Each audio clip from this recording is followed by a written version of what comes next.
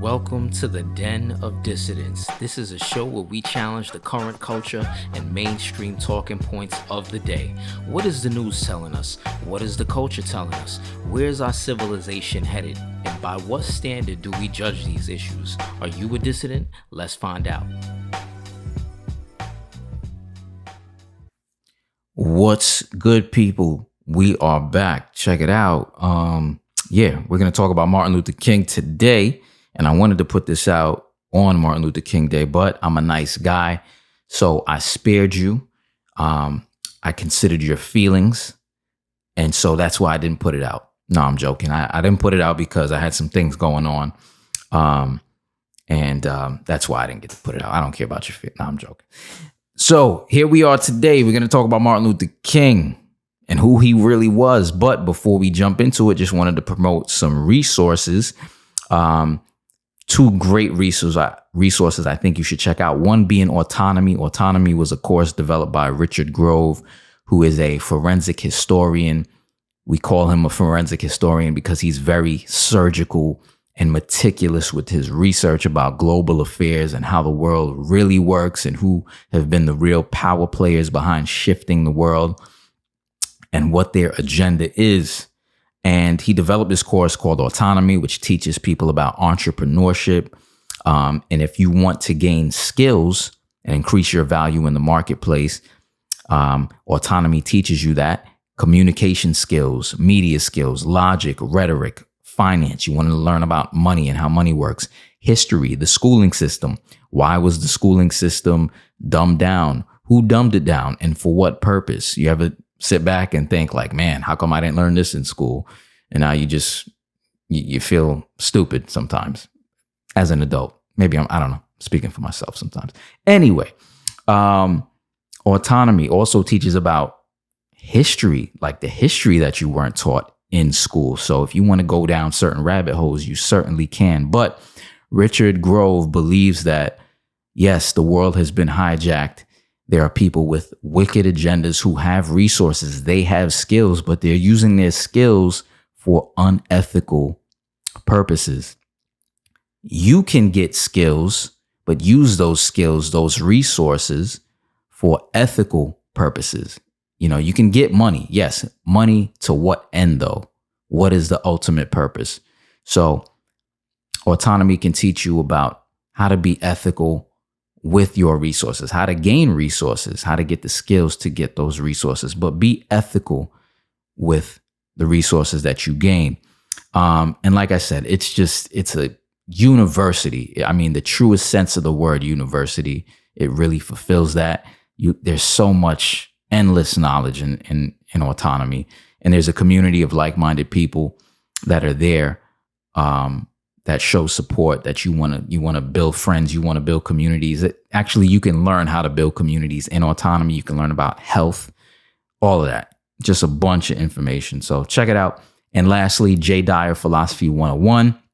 Jay Dyer, he's an author, commentator. He talks about geopolitics, global affairs, the spiritual influence in our world and behind global events and the agendas on the world stage. But he developed a philosophy course that teaches people how to think, what is the correct worldview, what is a good philosophy, and why you should have one, how to gain wisdom, how to recognize falsehoods, how to recognize truth. Everybody has a philosophy. The local janitor where you live has a philosophy. The president of the United States has a philosophy. The people who control this world have a philosophy. How's it working out for us? You're seeing that worldview and philosophy play out on the world stage. And a lot of people are questioning saying this is crazy. This worldview that they have is bugged out. So this is why you need to learn how to develop a good understanding, a good worldview, a good philosophy. And don't be a dumb rock. Gain some wisdom, learn.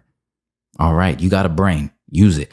Jay Dyer, Philosophy 101, very entertaining. The guy he makes the course very funny. He's witty. He does a lot of impersonations. It is amazing. Philosophy 101. I'll put links in the description. Check it out. Anyway, okay. I had to let that go. So We talking about Martin Luther King today. Okay. And brief introduction. So I'm going to play some clips because I want to give people context about what this is about for people who don't know about this information and some of the terms that we're going to be using. So as a kid, I was in school one day. It was Martin Luther King Day. One of the students asked, how come we don't have Martin Luther King Day off? And the teacher said, because Martin Luther King was a communist. I didn't know what a communist was at the time. So went home. I think I asked my grandfather, or I told him what the teacher said. And I forgot what he said. I think maybe, she didn't know what she was talking about, whatever. So as I got older, started to look into these things a little bit. I was taught Martin Luther King was he had a certain image that was given to us, given to the mass public. He was a great Christian pastor and this and that. So as I started to dig in, I started to find some information that was a little bit contrary to what I was being told. Didn't really shed too much of a pretty picture of Martin Luther King.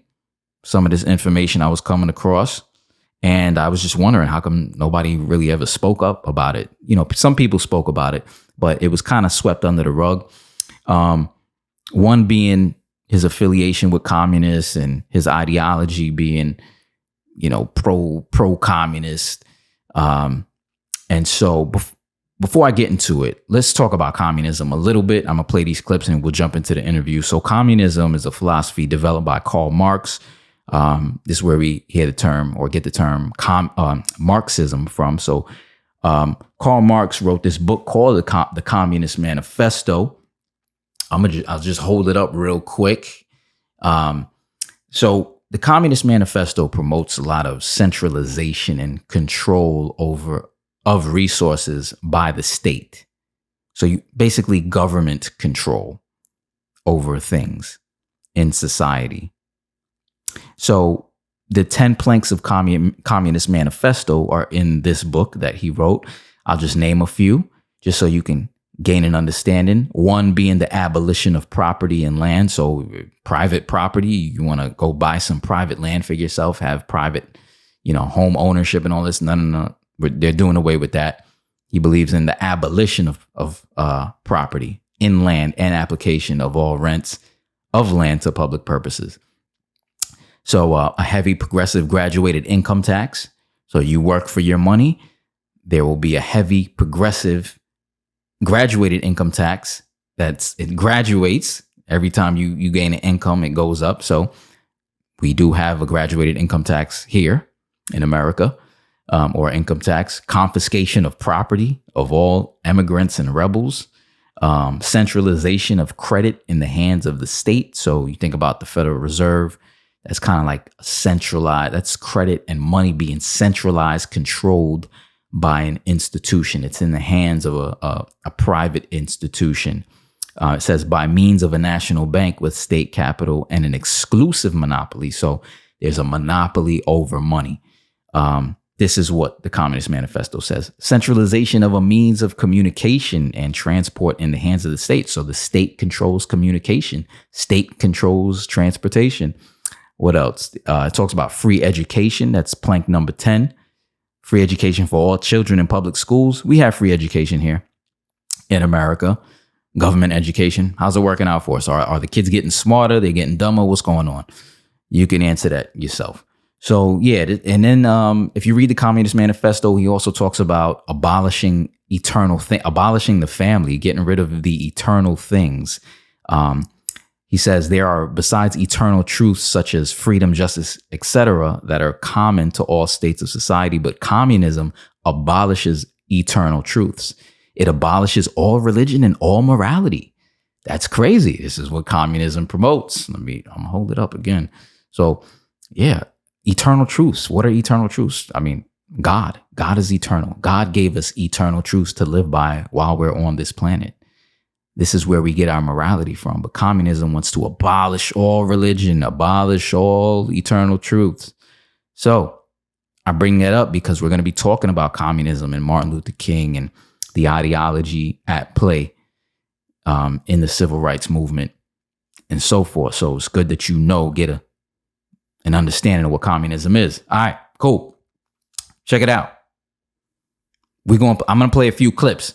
First, I'm starting with my man, Chuck Littleton, who I interviewed, and Chad Jackson, filmmaker of Uncle Tom. And he has been really vocal about Martin Luther King and the civil rights movement. And, I started to learn a little bit more information from both of these guys. So I decided to interview them. But I'm going to play a few clips to give context, and then we'll jump into it. Sorry for being long-winded. And I'm going to chime in from time to time. So let's get into it. This is a clip from Chuck Littleton, and I'll chime in throughout the clips. Worship God, not man. I started to wear my Worship God, not man t-shirt, but I left it at home. If you ain't Jesus Christ, you can get it. I don't care if you're MLK. I don't care if you're Malcolm X. I don't care who the hell you are. If you ain't God, you can get it. I think I might put that on a shirt. If you ain't God, you can get it. How that sound? You wonder why we can't take the United States back and steer it in a more conservative direction, steer it in the direction where it started, to get us back to a constitutional republic. You wonder why we can't get there? Because you scared. Listen, I ain't no super gangster. I ain't hella tough, let me tell you. But I done stared death in the face many a times, and I'm blessed to still be alive at 39. I done come too far to be scared, and all I got to do is sit up here and talk. Talk about what you scared of? You scared to criticize a man in MLK who's been dead for 60 years? You ain't gonna talk about it. Well, I am. I'm gonna talk about it. Let's go. We have to always choose God. Hold on. All right, so yeah, that was Chuck, man. He's letting it loose. Listen, sometimes I feel like that too. I feel like, nobody is above criticism. I find that a lot of times we have these sacred cows in society, and nobody is above criticism. We have to be real with ourselves, and we have to look for truth. So let me play another clip real quick. We'll jump right into it. 100%. And so, body, let's go. We have to always choose God, always, right. 100%. And so, and this is one of the reasons why I take issue with a lot of what Martin Luther King was doing. They call themselves, conscientious objectors, and they were being civilly disobedient and all this other nonsense. We all know that Martin Luther King wasn't. He didn't believe in Christ. He didn't believe that Jesus rose from the dead. He didn't believe in the deity of Christ. He was a pagan. He was practically an atheist and a drug user, a womanizer, a serial adulterer, all the things. We all know this to be true, but yet he's glorified by the world, which is interesting, because Jesus said that, if the world hates you, remember it. The NAACP, Martin Luther King, and the Johnson administration collaborated together to pass the Civil Rights Act of 1964, which in their mind would go ahead and force integration anyway. The journalists in the 60s were themselves advocates for social justice. And so naturally, they did everything they can to emphasize and highlight so-called leaders of the civil rights movement. Segregation to the average Negro means being held back. He's looking for progress. He wants to move forward in the American mainstream. Segregation holds him back. What they didn't tell you is that there was a vast disconnect between the NAACP and ordinary working class black men on the question of integration. Up to this present time, it hasn't affected me at all. As far as my work and my social activities, up until this present time, I can say it hasn't affected me. These are strong-willed, proud men who didn't see their dignity tied up in what white people thought about them or whether or not white people accepted them. King was able to do what Saul Alinsky later writes about in his book Rules for Radicals, where he says the revolutionary organizer must create disenchantment and discontent. King was obviously able to do that rhetorically with his To America speech, where he painted this picture of Black America, which was completely different than the actual lived experiences that most Black. The whole reason that we even lionize or popularize someone like a Martin Luther King, who, by the way, was an all-out Marxist, who didn't believe in God. He said so in his own papers, that he did not believe in the resurrection of the Christ. That's very strange for someone who professes to be a Christian pastor. He didn't write any of his speeches. His dissertation was plagiarized. Those in his inner circle, his speechwriters, were themselves communists. Stanley Levison was a treasurer for a communist front group in New York. Bayard Rustin was a communist. He's the one who taught Martin Luther King the strategy of nonviolence. He was a concoction. There were other people like Joseph H. Jackson who believed in the fundamental Christian gospel, not the social gospel, not liberation theology, the fundamental Christian gospel, the inerrancy of the scriptures, the resurrection of Christ. Like, he believed in those things fundamentally. What is your feelings toward the new black theology? Those of us who are Christians, we don't believe that you can have a theory of God based on color. I don't believe. When you look at his engagement in civil rights, it wasn't this same brand of civil rights that MLK was pushing, in that we vest certain unconstitutional powers in the federal government, which widens that power and in a sense usurps our rights as Americans. Because, you know, to Bob Woodson's point, we shouldn't have given the federal government the right to force businesses to integrate. Rather, we should have merely taken away the state's right to segregate. Integration was never our goal. We never saw integration as a solution to the problems. We were seeking desegregation.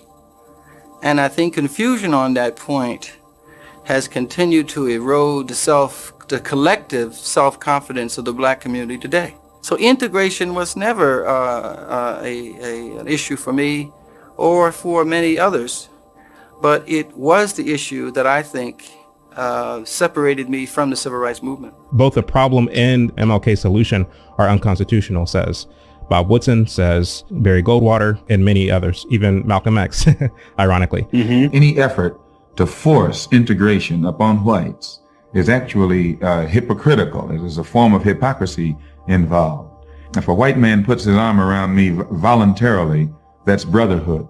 But if you hold a gun on him and make him embrace me and pretend to be friendly or brotherly toward me, then that's not brotherhood, that's hypocrisy. When I look at someone like a Joseph H. Jackson, he argued that to the extent that the white man doesn't give you a job, it's incumbent upon you to build your own businesses and to hire your brother and your sister and your neighbor, that you aren't begging someone else for a job. And so he didn't only talk about this, but he exemplified this. There were a bunch of sharecroppers in the South who were getting cheated by farmers. Jackson was the president of the National Baptist Convention. The convention bought 400 acres of farmland in the South, and they allowed these Black sharecroppers to work the land for free.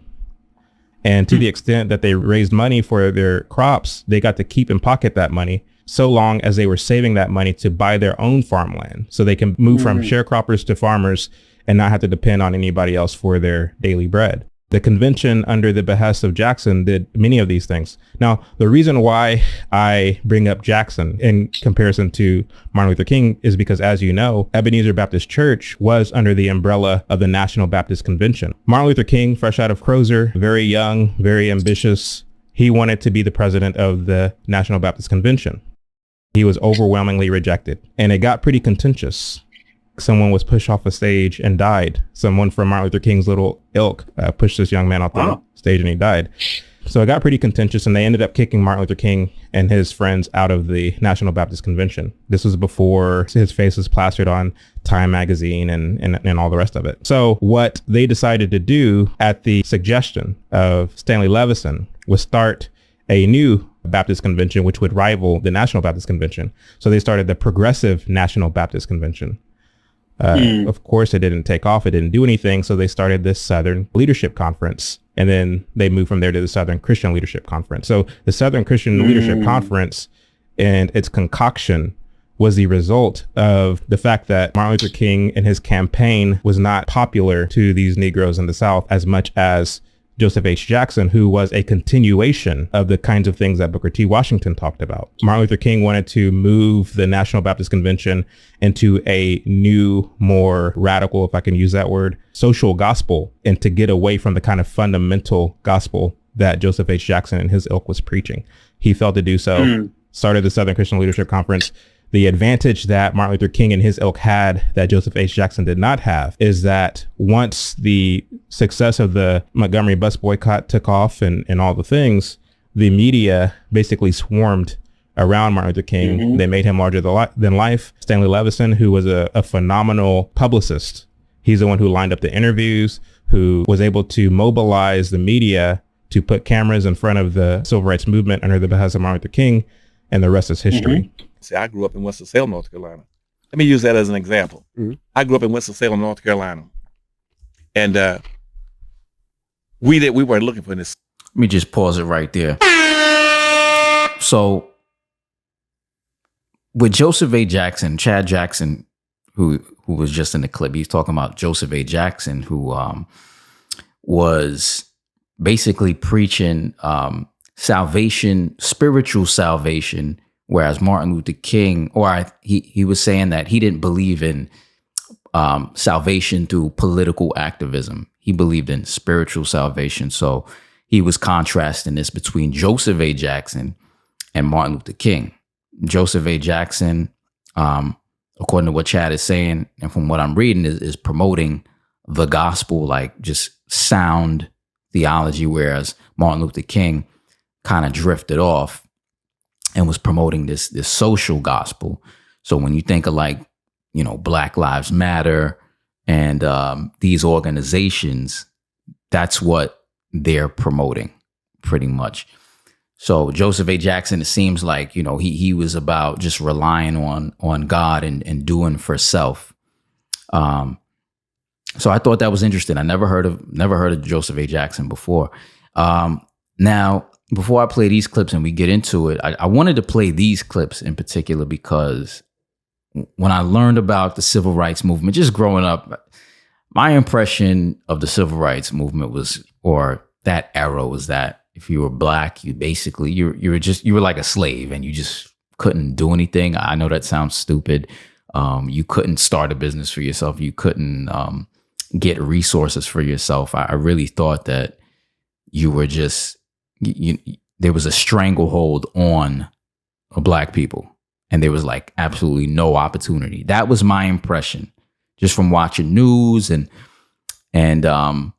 school and talking to people and so forth. But as I watch these clips and I listen to guys that were around during that generation, I'm coming to find out that there were Blacks that had resources, a lot of resources that were productive, that were thriving economically. I'm not saying that, it was heaven on earth, but you don't hear too much about the prosperity in the Black community. It's almost like you don't hear anything about any type of prosperity or any type of economic progress in the Black community. And so when I hear these older guys speak, they're saying, hey, listen, we had our own this, we had our own that, we controlled our own resources, we were doing for self. I remember talking to somebody, an elder, about the Nation of Islam back during those times when Elijah Muhammad was around, and one of these elders told me that the Nation of Islam was making money. Pretty much, they were selling their newspapers. They had like a lot of resources for Black people during that time. Elijah Muhammad was making a lot of money during that time, from what I was told. And they had organization, and they were building their own. So I wanted to point that out, and I want to play these clips by Claude Anderson, who was on the Breakfast Club, and I'm gonna play Bob Woodson, who talks about this too. So let's get into it. Social integration. You know why? Because let me use that as an example. I grew up in Winston-Salem, North Carolina, and we weren't looking for this social integration. You know why? Because we had our own businesses there. We had our own businesses. I happened to be my family was part of one that had the only black bus line in the entire United States. The only black bus line. And when I say we had a bus line, I'm not talking about 2 or 3 buses. We had over 500 buses. Wow. In Winston-Salem, North Carolina. And guess what? We we had that from 1927 up to about 1967. We had in Winston-Salem, we also had our own cab companies. We had our own restaurants. We had our own hotels. We had our own school systems. And the bus lines, an example, we know what killed our buses? What? Social integration. When all of a sudden, you all started talking about Rosa Parks and Martin Luther King going down to Alabama, want to integrate the bus lines. Integrate whose bus lines? White bus lines. What they want? They didn't want to own and control and get the resource. They just want to sit on the front of it. Yeah. Now, what kind of, you tell me, what does that indicate? Now, if you want to get on a bus, and what you want to do is just want to sit on the front of it. Now, if the bus is moving, then the back of the bus will be where the front of the bus will move in a fraction of a second. And everybody gets off at the same time. And so in Winston-Salem, we had our own buses. And so when that movement was successful in Alabama, came up to Winston-Salem, and blacks in Winston-Salem says, we want to ride on front of some white buses. So we said, we don't have any white buses. They said, well, we'll get some so we can ride on the front of them. I feel like a complete asshole because I never thought about that. Like that whole time they did the boycott, they should have been trying to establish their own bus company as opposed to wanting to ride. I never thought about that. Y'all boycotted for a year just to want to ride on the front? See, you're a smart man. I never thought about that. But you got it now, yeah, right? Yeah. You said, no, what difference does it make with them sitting on the front or the back? See, on our Safe Bus Company, SAF, you can go to your computer and find out about the Safe Bus Company in Winston-Salem. See, we own the buses. Mm-hmm. We own the resources. All of our mechanics was blacks. All of our drivers were blacks. Electricians was black. Everything was black. And so they said, well, we just want to ride on the front of their buses. We had 2 cab companies in Winston-Salem. Mm-hmm. Guess what? As a resource, whites had 3 cab companies. No, they had 2 cab companies. They had the Bluebird and the Yellow Cab. We had the Harris and the Camel City cabs. But guess what?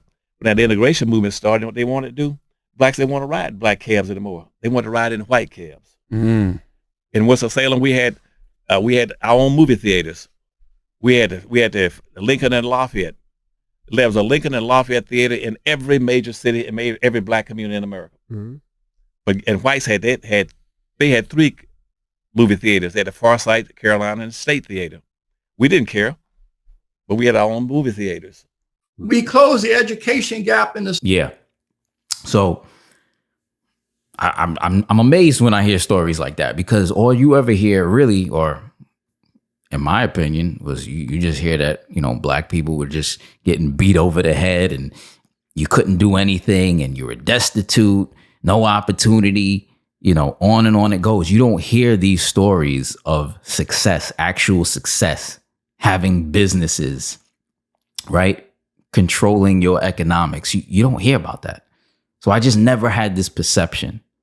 And so when I hear these stories, it just changes my perception about what was going on back then. And now I also question the media, and I question I question academia and the information that they're putting out. So it just shows me like I can't trust what they're telling me all the time, and neither should you. So it just paints a different light. I'm gonna play this last clip and then we'll jump back into the interview, or we'll jump into the interview. South between 1920 and 1940. Movie theaters, they had the Farsight. Up in the South between 1920 and 1940.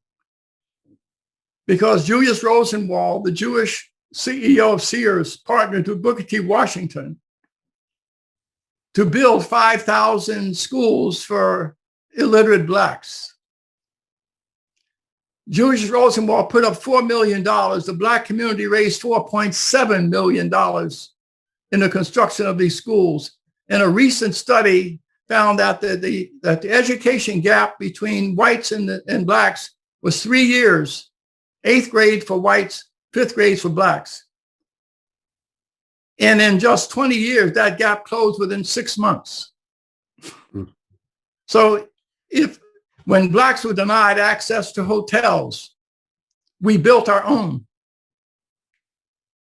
The Wallahaji in Atlanta, the Carver and Calvert hotels in Miami, the St. Teresa in Chicago, in New York, and the St. Charles in Chicago. In Chicago. When we were denied access to capital, we went to burial societies in our churches. In places like Bronzeville section of Chicago in 1929, there were 731 Black-owned businesses. Blacks had $100 million in real estate assets. Every city had its own Black Wall Street. The Techwood, Greenwood section of Tulsa, Hayti section of Durham, North Carolina. Yeah, so when was the last time you heard that? Anyway, that's what it is. Gives you a little context. Now let's jump into the interview. Peace.